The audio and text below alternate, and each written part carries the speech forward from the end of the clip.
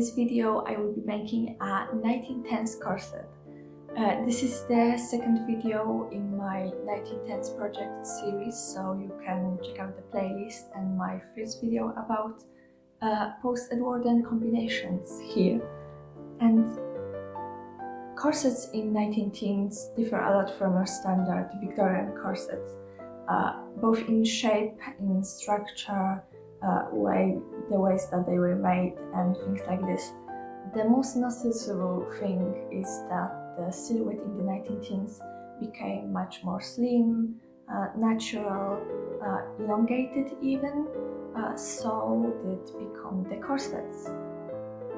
And corsets in this time period are much less structured than Victorian corsets because there is no need to make this drastic shape that the Victorian corsets had. So there is less boning. They are also mostly manufactured by bigger companies, so they become single layered when it comes to materials. A lot of times there is no bone, there is not much boning, and they're pretty simple and easy for beginners like me to make. So that's why I chose it as my first ever corset. In the 1910s, the corset dropped so low when that they become underbust corsets. That's why you see brassiers and different bust supporters come into use at this time. Do you want to join me? Come here. Oi. This is what I've seen her in my different videos. And not only does the corset become lower in the bust area, but also in the hips. They become much more long, and the fabric can come even to middle of your hips, but they are not bound to the end of the corset. They stop in the length that you can actually sit in and feel pretty comfortable. She likes hacks. So I have a pattern from Festive Attires blog. The pattern is taken from an ordered garment, and in the blog post actually every step of making this corset is explained, which worked out great for me because of course I don't really know what I'm doing, because this is my first corset after all. So this was very helpful. The blog will be linked down in the description. So if you are interested in making a 1910s corset yourself, it will be very helpful. So check it out. So I think we can go to the sewing because this lady needs hugs.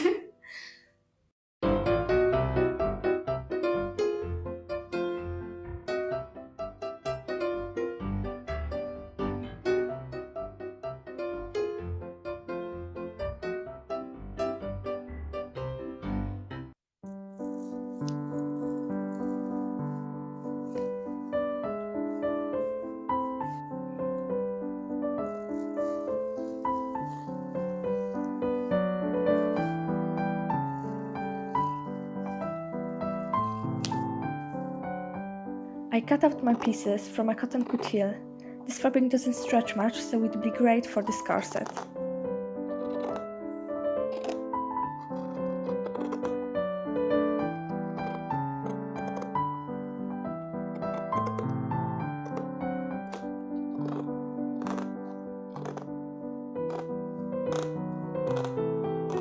First, I sewed the side front pieces right sides together, and then I pressed the seam upwards and top stitch over the selvage.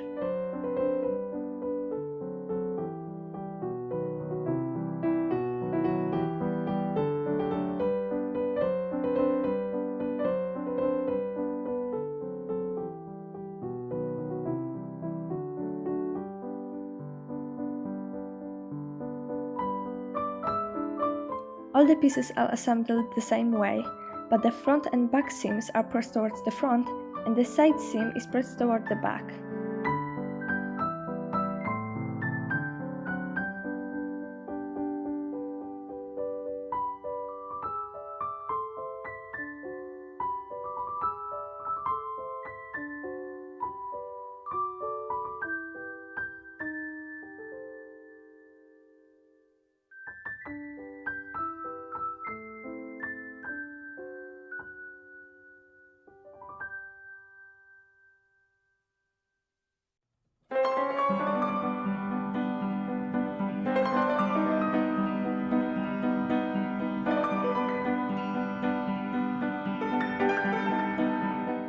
I added a facing to the front edge. I sewed the right sides together, skipping places where the hooks of the basque will pass through. Then I stitched right next to the basque to keep it in place. To finish the raw edge of the facing, I folded it under. I sewed it neatly in place, with the waist step placed underneath.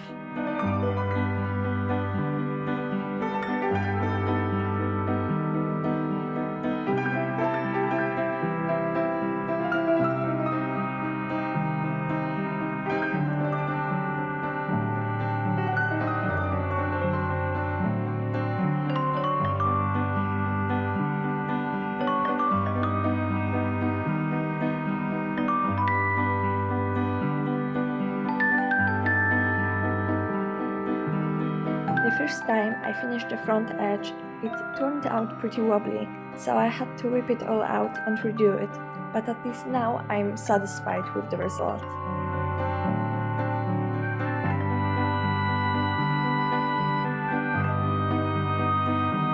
On the other side, I marked where the hooks will overlap the edge and poked holes through the fabric to accommodate the prongs of the basque.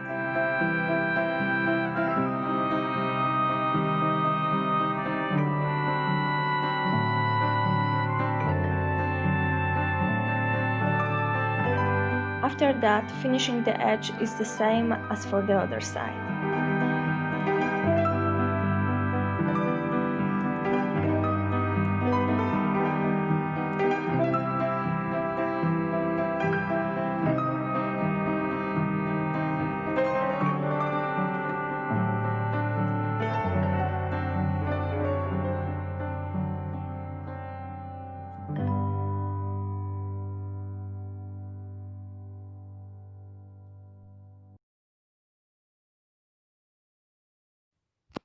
As we all know, I am a total idiot that always has a hole in the project. I accidentally cut the fabric when I was cutting off the seam allowance. It's small enough that I think if I just put fusible interfacing on this little bit, it'll stay together and there will be a bowing casing on this. So hopefully this will cover up this.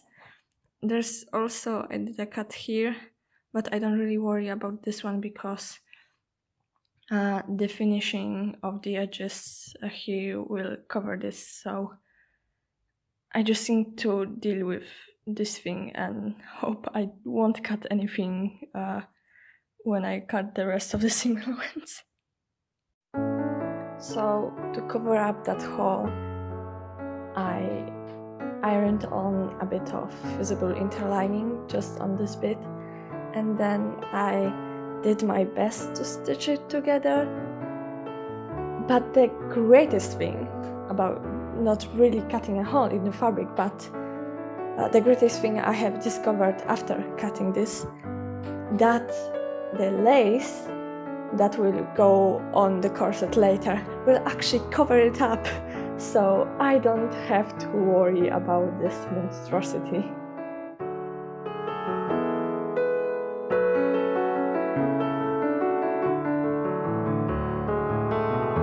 After that accident, I moved on to the bowing casing. I decided to do mine myself. For that, I cut out 4 cm wide strips of fabric and pressed the edges underneath.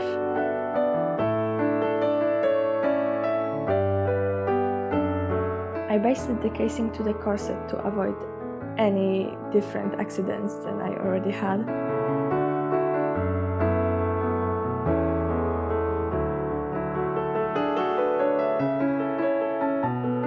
There will be 2 bones on every seam, and in the center of the side front, side back and back piece.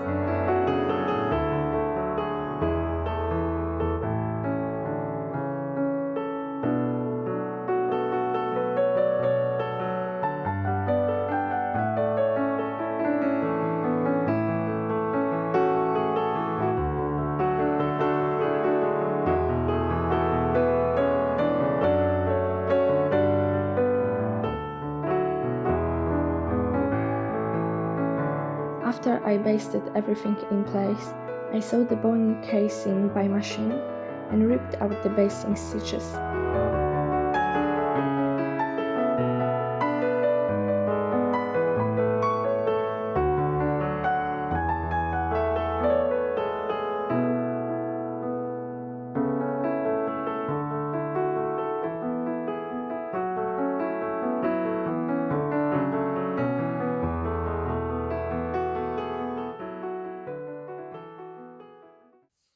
So the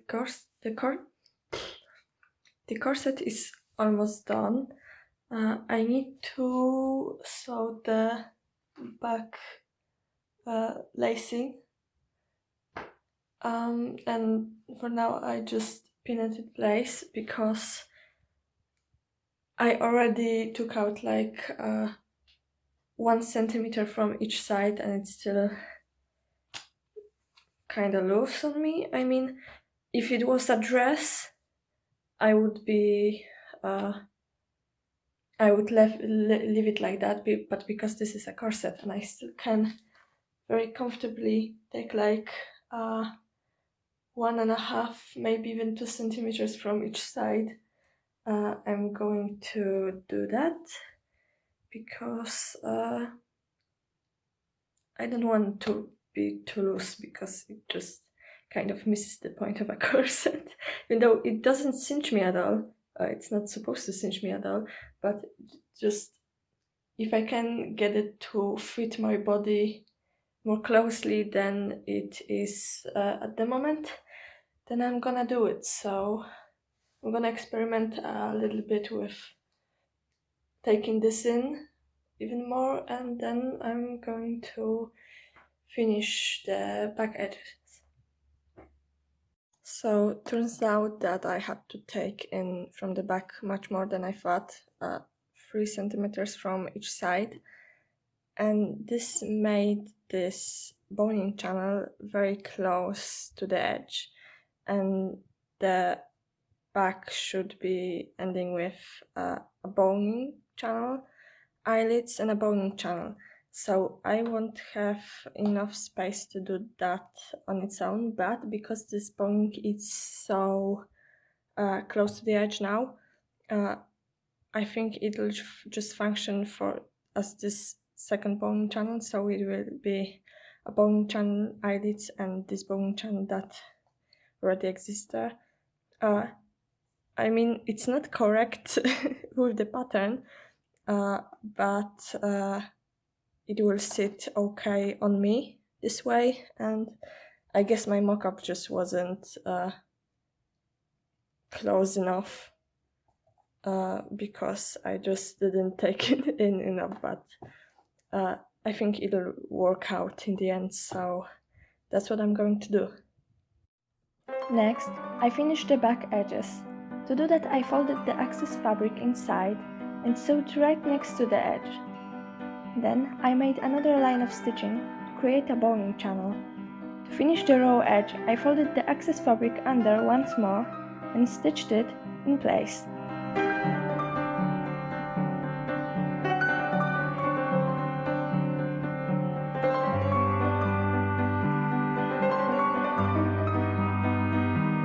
After all the casings have been finished, I inserted the boning in place. There are no stitches to secure the placement of the bones in the channels.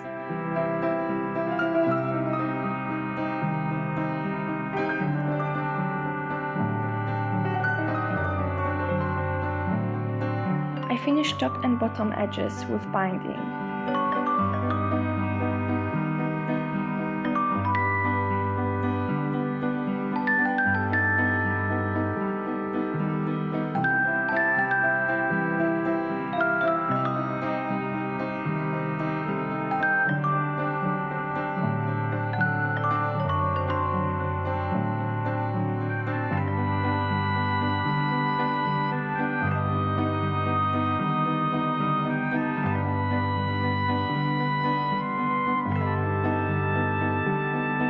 I also added lace to the top edge.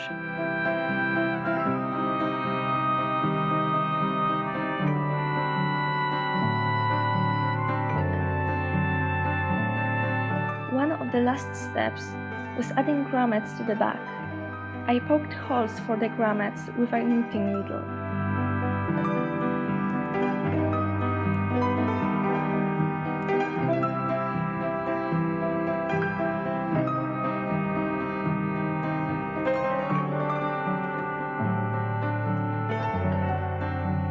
And to actually insert the grommets, I used this weird tool I stole from my mom.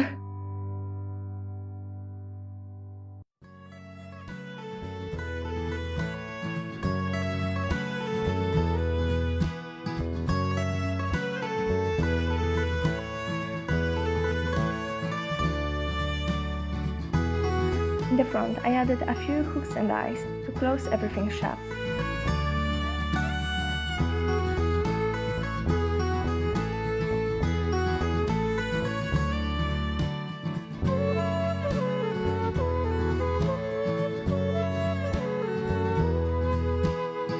The last thing I had to do was adding garters. I made them using elastic and sewed them to the center front panel and side seam.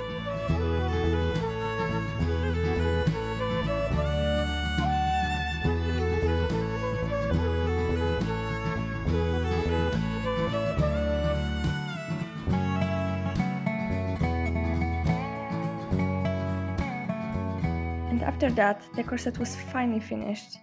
So here's the end result.